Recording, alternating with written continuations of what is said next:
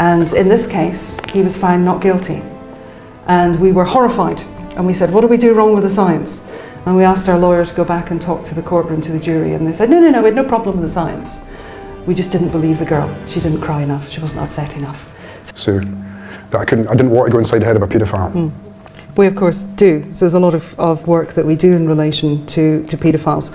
And it's a strange fact of science that we think of science as being very much a laboratory-based new thing that is forensic science, but the basis of what we do in terms of our approach to identifying paedophiles is very anatomically based. And our best anatomists were from the 1500s in terms of Vesalius. We've known as much as we ever needed to know about anatomy then as we know now. So I challenge you, look at the back of your right hand. Look at the vein pattern on the back of your right hand. Now look at the vein pattern on the back of your left hand. On Ian Rankin's life, I'll bet they don't match. If you're a redhead and you've got an MR1 gene, I bet the freckle pattern on your right hand doesn't match your left hand. I bet the scars you've got in your right hand that you use with a kitchen knife aren't on your left hand. The pattern of the skin over your knuckles will be different on every single finger and right across both of your hands. Anatomy's known that since the 1500s. And paedophiles, it is one of the most horrific and really heinous crimes that you can imagine on society, preying upon the vulnerable. And it's one of the few crimes where the perpetrator actually films themselves committing the crime. And there are various parts of the perpetrator that can come into the image, but frequently it's their hands. And we were involved in a case in London, and it was a very brave young girl, a young teenage girl, who alleged she was being abused by her biological father.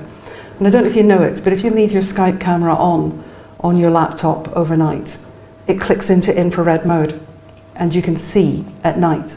And she left her Skype camera on. And at 4:30 in the morning, we see an arm just coming into view in the camera. It's one of the spookiest things I think I've ever seen, and interferes with the young girl. And under infrared light, it interacts with the deoxygenated blood in your veins, and your veins stand out like black tram lines. So we get a beautiful pattern of your veins. We can compare the vein pattern then on the suspect with the vein pattern on the accused, and on the perpetrator, I should say. And in this case, he was found not guilty. And we were horrified. And we said, what do we do wrong with the science? And we asked our lawyer to go back and talk to the courtroom, to the jury. And they said, no, we had no problem with the science. We just didn't believe the girl. She didn't cry enough. She wasn't upset enough. So it doesn't matter sometimes, even if your science is good. Sometimes in the courtroom, you still can't win. But that science, that little link into science allowed us to really start to do the research that's required. And you can get an idea from a case, but then what you have to do is to research it. And to research it, what you need is a database. And you need a database that you can go and say, how frequently does this happen? So right the way throughout 2007, 2009, we had about 550 police officers come through Dundee as we trained the national team in disaster victim identification. And what we persuaded almost all of them to do was to strip down to their underwear. And we photographed them, every part of their body just about, hands and feet and legs and thighs and backs and fronts and everything, under visible light and under infrared light, which gave us a tremendous database. And it means now we're in a position 5 years forward that we couldn't have done 5 years ago, that we can say with a degree of certainty what the variation is.